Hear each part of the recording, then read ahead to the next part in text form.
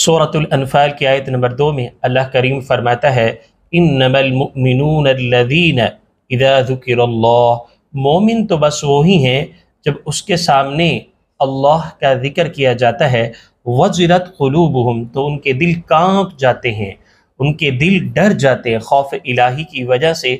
व इज़ा तुलियत अलैहिम आयातुहु, और जब तिलावत की जाती है उन पर अल्लाह करीम की आयात, ज़ादतहुम ईमाना, तो उनका ईमान बढ़ जाता है। सुब्हानल्लाह।